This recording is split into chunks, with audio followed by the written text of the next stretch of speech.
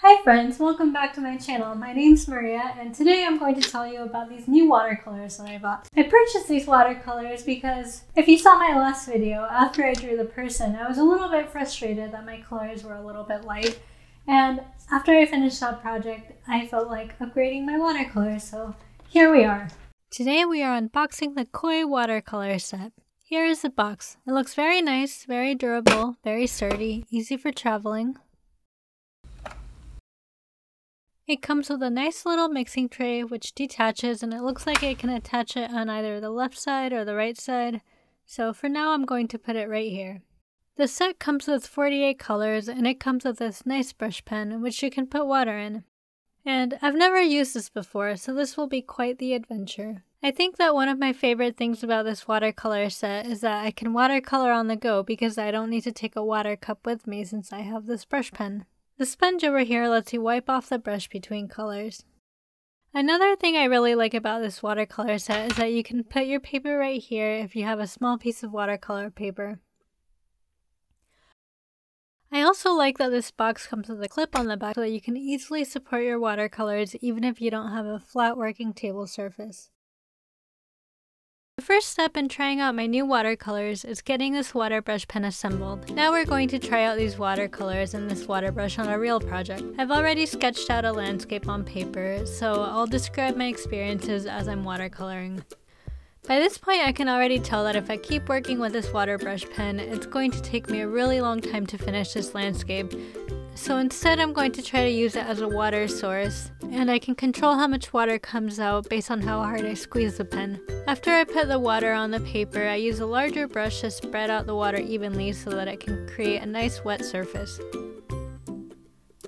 Although I would have loved to take this watercolor set somewhere interesting, like a nice beachscape or a landscape, or a busy sidewalk, because of our mandatory sheltering in place rules, instead I have to settle with either drawing my sleeping dog on the couch or drawing from a picture. So I decided to paint a landscape from a picture that I took when we went camping near Yosemite last year. With the current pandemic event, I really miss being able to go hiking and camping, but that's one of the reasons why I've been really looking forward to working on this painting. If anyone's really curious on the exact location of the picture, it is from the Burma Grade Trail overlooking the Merced River in the springtime.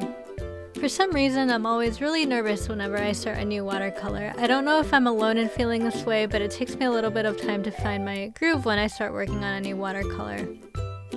While I was waiting for my light base layers of colors to dry, I painted sample swatches, which I should have done before I started the painting. I can already tell that these watercolors are more saturated than the watercolors that I'm used to, so this means that I need to be extra cautious in making sure that I keep my colors light, especially early on. I'm looking forward to having access to darker colors though as I work through the painting. As a side note, I would usually not make the watercolor pencil sketch this dark, but I wanted my pencil lines to be visible on the camera so you can kind of understand what I'm doing. Because my lines are so dark, this means that if I want to cover them, I might need to put a little bit of extra time and effort to build up darker layers in my painting.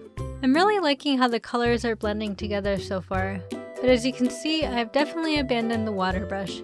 Maybe I'll come back to it for another project if I make a painting on smaller paper. Something that I am enjoying about these watercolors so far is that the mixing tray has a very large area, but it's very well compartmentalized, so I can keep my greens separate from my oranges. The actual watercolors themselves are starting to get a little bit messy. As you saw during the unboxing, there are 48 colors in the set, and all 48 walls are pretty close to each other. Thankfully, I don't think I've ruined any of my colors, but I do see a little bit of splashing between neighboring color walls. So I need to start being more careful not to splash the colors, and I need to start cleaning them up immediately if it happens. I have a feeling that I'm probably going to regret it, but I'm going to start adding the beautiful purple flowers that were in the foreground of the picture. I think adding in these flowers will help give some dimension and feeling of space to the picture, but I'm worried that if I'm adding them too early, I might have to put in more effort to paint around them. The reason I'm going to go ahead and add the flowers into the foreground is because they require a lot of contrast and variety of shades, and I don't want to accidentally paint over the areas where the flowers should be. I keep moving around the watercolor piece and working on different areas so that I don't accidentally overwork one area while underworking a different area. I'm excited to see that the landscape is finally taking form and you can kind of tell what it is, even if it's not that great right now. I'm also excited that now I can finally start playing with darker colors. So this is the moment I've been waiting for. My new watercolors can finally start to show off their true colors, and that pun was definitely intended. Now that I'm going to start adding in some darker colors, I am going to switch to a smaller paintbrush to make sure I don't get carried away with too many dark shades. I usually avoid using too much black in my work, and instead I like to mix black with shades of cool colors like blue and purple. I find that this helps to add a little bit more variety to my work and keeps the colors from looking too flat. In this case, I mix the blue with the black, but you can't really tell. And I'm both happy and terrified of how dark the color is looking. While I was waiting for my watercolor paper to dry, I tried to disassemble the water brush so that I could clean it and drain the water barrel for proper storage. I struggled for a few minutes, and then I remembered that to assemble it and screw in the parts, I had to screw it in counterclockwise, which felt pretty unnatural. So to disassemble it, I had to twist the parts clockwise, and then it came apart very easily. Now that I'm adding tiny leaves to the painting, I'm using different shades of greens and yellows to create variety between the leaves, and I'm using the length of the brush hairs to give the leaves their shape. I'm a little bit concerned at this point because I really like the leaves, but I know that I have to go back and darken the grassy hill on the left. Unfortunately, there's not much I can do about my concerns at this point, so I'll just keep going, knowing that I'm going to have to be really careful once I go back to working on the hillside. At this point, I'm more hesitant to add too much detail to the flowers. I really want them to pop and stand out in the final product, and I know they have quite a bit of variety and contrast, but the opacity of watercolors might be a challenge for getting the results I want. I know other artists use gouache towards the end of their watercolor projects. For those of you who don't know what gouache is, it's somewhere between using acrylic paints and watercolors in terms of opacity. It has the advantage that the colors are really easy to blend, like watercolors, but you can also layer them on top of each other like you would in acrylics.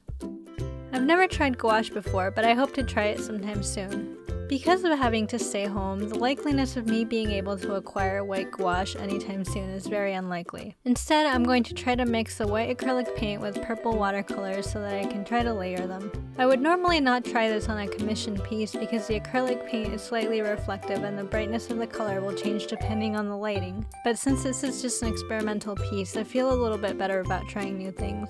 I'm also going to try to add in some highlights using my white Jelly Roll pen, and I'm going to darken some of the shadows using a black micron pen. As I darken the hillside, I'm trying to get as close to the flowers and plants as possible without covering them. If I leave too much room between the dark green hill color and the plants, this will make the plants look like they have a halo of lighter colors around them, and this is something that I really want to avoid. I really like the richness of the orange color that I made by mixing two colors named Burnt Sienna and Light Red. I know that it will get lighter as it dries, and I think it will turn into a nice, warm, natural, earthy tone. Now that I've accepted that this is no longer just a watercolor, and now it is a mixed media piece, I'm adding in shadows and base colors a bit more liberally because I know that I'll be able to go back in with either acrylic paint or my white Jelly Roll pen to add in highlights. Although the ink from Jelly Rolls and Micron pens are both archival and waterproof, I still wouldn't feel 100% confident going over them with watercolors, so I'm saving the Jelly Roll and Micron work for after I'm done watercoloring those areas. Fortunately, if I can create a thicker, less transparent color by adding in acrylic paint, I can probably cover any sort of halo effect that might be noticeable. If you want to know more about any of the products that I used while making this video, I'll put a link to everything down below in the description. Also, since I'm really liking how this piece is turning out, I'm going to upload it to Redbubble and I'll post a link to that as well. If you are here because you are looking for my genuine review of the Koi Watercolor Field Sketch Kit, I can honestly say that I'm very happy with my purchase and I do recommend these watercolors. I like the pigment saturation, especially compared to my previous kid-friendly beginner watercolor set, and I like how the whole kit is so portable.